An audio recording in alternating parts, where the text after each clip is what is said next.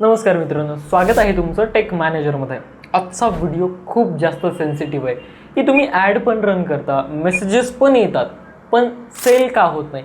खरं तर आज हा व्हिडिओ बनवण्याचं सर्वात मोठं कारण काय माहिती आहे का, आज मला एक कॉल आला आणि त्या कॉलमध्ये इथं मी मेन्शन केलं बघा, एक आपले व्यावसायिक आहेत, त्यांनी मला जस्ट कॉलवरती ॲज इट इज जे बोलले ते इथं मी मेन्शन केलेले। मी गेल्या महिन्याभरापासून 1000 रुपये जाहिरातीवरती खर्च केले, 100पेक्षा जास्त व्हॉट्सअप मेसेज पण आले, पण एकही रुपयाचा सेल झाला नाही। हे असं का झालं याचं रिझन आज आपण या व्हिडिओमध्ये फाइंड आउट करणार आहोत। आता बघा, प्रायमरी काय असतं, आपण जाहिरात चालवतो, व्ह्यूज येतात, क्लिक्स पण येतात, पण विक्री होत नाही। असं का होतं?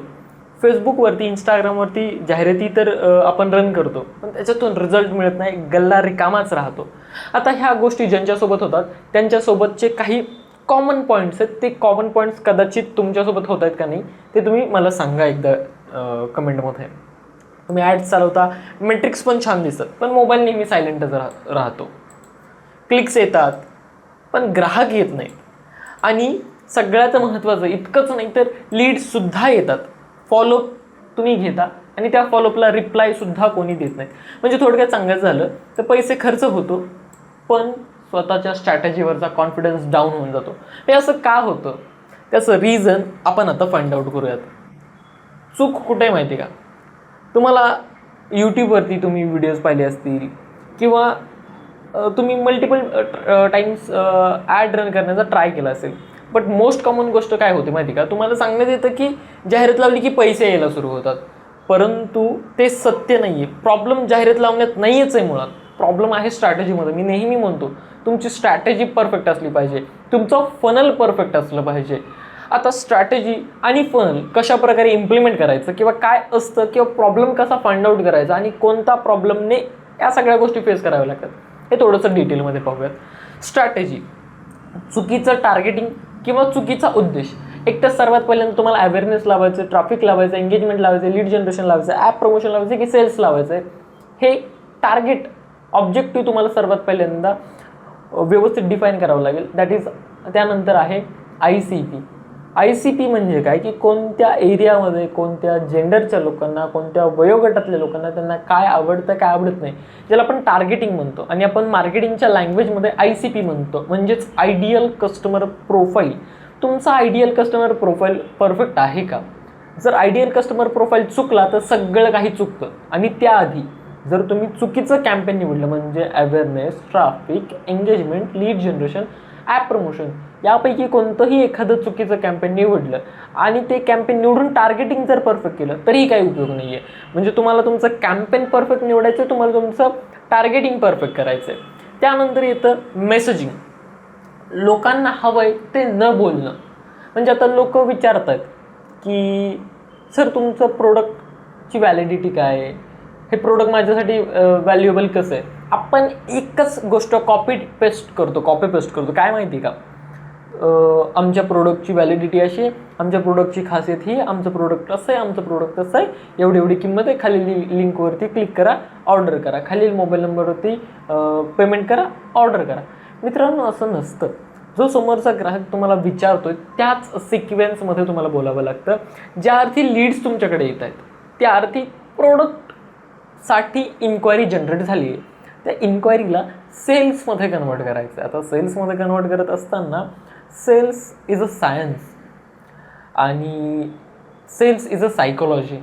तुम्हाला ह्या दोन्ही गोष्टी व्यवस्थित समजून घ्यायच्यात की लोक तुम्हाला काय मेसेज करतात आणि त्या मेसेजच्या अलाईन तुम्हाला त्यांना रिप्लाय द्यायचे, तेच कॉपी पेस्टेड उत्तरं द्यायची नाही, त्यानंतर सेल्स होणारच नाही। सेम गोष्ट मी करायचो, मी कॅनवाची ॲड लावली होती, मी कॅनवा सेल करायचो, त्यामध्ये मला भरपूर सारे मेसेजेस यायचे, एवढे मेसेजेस यायचे की मला रिप्लायच करणं व्हायचं नाही। म्हणून मी आहे असा एक कॉपी पेस्टेड एक टेम्पलेट बनवून ठेवलेलं, सर्वांना तेच पाठवायचो। लोक मला प्रश्न विचारायचे तरी पण मी तेच टेम्पलेट पाठवायचं।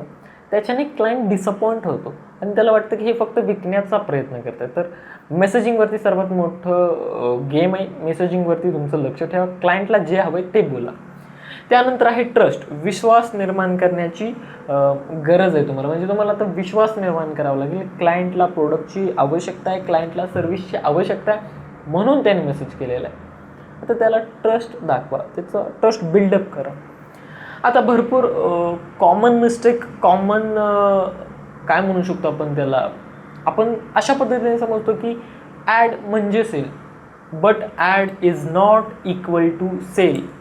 हे समीकरण एकदा डोक्यात पक्कं करा, हा फॉर्म्युला एकदा डोक्यात पक्का करा. ॲड्स म्हणजे सेल्स नाही, ॲड्स म्हणजे अटेन्शन. जाहिरात फक्त लोकांना तुमच्या दरवाजापर्यंत आणते, ती गर्दी जमा करण्याचं काम करते. पण सेल काय करते? सेल म्हणजे ट्रस्ट बिल्ड होतो आणि क्लॅरिटी मिळाल्यानंतर सेल होतो. विक्री होण्यासाठी पुढचं लॉजिक लागतं, विश्वास, स्पष्टता आणि वेळेचं महत्त्व. जाहिरात फक्त लोकांना आणते, विक्री होण्यासाठी पुढचा प्रवास महत्त्वाचा असतो. तर विक्री न होण्याचे 3 प्रमुख कारण आहेत, तर ते 3 कारणं आपण बघूयात. Wrong objective, right expectation. अनेकांना वाटतं की व्हॉट्सअप ॲड्स म्हणजे CTWA म्हणजे एंगेजमेंट ॲड्स लावले की लगेचच सेल होईल. पण व्हॉट्सअपवर लोक गप्पा मारायला येतात, खरेदी करायला नाही. तुमचा उद्देश फक्त लीड जमा करणे असेल तर डायरेक्ट सेलची अपेक्षा ठेवणं ही सगळ्यात पहिली चूक आहे. म्हणजे मी तुम्हाला सांगतो की एंगेजमेंट कॅम्पेनमधून दररोज नवीन लीड्स येतात, पण त्या लीडसोबत जर प्रॉपरली बोललं तर सेल होतो. फक्त लीड्स येणे, त्या लीडला डायरेक्ट प्रोडक्ट घ्या म्हणणे, तर तसं होत नाही. त्या लीडसोबत त्यांचे काही प्रश्न असतात, त्या प्रश्नांची उत्तरं द्यावी लागतात. उत्तरं दिली की लोक खरेदी करतात. त्याच्यामुळे फनल तुमचं स्ट्रॉंग असणं गरजेचं आहे. त्याच्यानंतर मॅच मिसिंग. तुमची जाहिरात काहीतरी वेगळंच प्रॉमिस करते आणि जेव्हा ग्राहक तुमच्या व्हॉट्सअपवरती किंवा लीड फॉर्म भरून येतो तेव्हा त्याला काहीतरी वेगळंच दिसतं. ही विसंगत म्हणजेच मिसमॅच ग्राहकाचा विश्वास तोडते. उदाहरणार्थ, जाहिरातीत मोफत सल्ला म्हटलं आहे, पण व्हॉट्सअपवर गेल्यावर तुम्ही लगेचच पैसे मागायला लागता. सो जे ॲडमध्ये प्रॉमिस केले तेच तुमच्यासोबत डिस्कस करताना झालं पाहिजे. ओके. आणि तिसरी आणि सगळ्यात महत्त्वाची गोष्ट म्हणजे फॉलोअप सिस्टम प्रॉपर नसणे. लीड येते पण तिला प्रोसेस करण्यासाठी तुमच्याकडे सिस्टम नसते. लीड आल्यावर जर 2 तासात रिप्लाय देत नसाल तुम्ही किंवा देत असाल, जर लीड तुमच्याकडे आली आणि 2 तासानंतर तुम्ही त्यांना रिप्लाय देत नसाल तर तो ग्राहक दुसऱ्याकडे गेलेला असतो. विश्वास निर्माण करण्यासाठी योग्य स्पीड आणि कौशल्य लागतं. उदाहरणार्थ, सकाळी आलेल्या मेसेजला रात्रीच रिप्लाय देऊन ठेवणं, म्हणजे ज्या त्यावेळेस मी नेहमी म्हणतो की 12 तासांच्या आतमध्ये तुम्ही रिप्लाय देणं गरजेचं आहे. म्हणजे थोडक्यात सकाळी आलेल्या मेसेजला रात्रीच रिप्लाय द्यायचा आणि ते काम जिथल्या तिथे मोकळं करून टाकायचं. आता तुम्हाला थोडंसं CTWA ॲड म्हणजे एंगेजमेंट ॲड आणि लीड ॲडमधला फरक सांगतो. हे मी आपल्या क्लासेसमध्ये सुद्धा सांगितलेले, वन्स अगेन इथे पण मी तुम्हाला सांगतो. आता CTWA ॲड कधी वापरायचं? जेव्हा तुम्हाला त्वरित संवाद साधायचा असेल. आणि लीड जनरेशन ॲड कधी वापरायचं? जेव्हा तुम्हाला फिल्टर डेटा हवा असेल. क्वालिटी CTWA ॲडची जरा कमी असते, अनेक जण चुकून सुद्धा क्लिक करतात, थोडी क्वालिटी कमी येते. पण लीड जनरेशन कॅम्पेनमध्ये क्वालिटी जास्त असते, कारण लोक माहिती भरून येतात, फॉर्म भरून येतात ना. तुमचा खर्च स्वस्त असतो आणि लीड जनरेशन थोडंसं महाग असतं.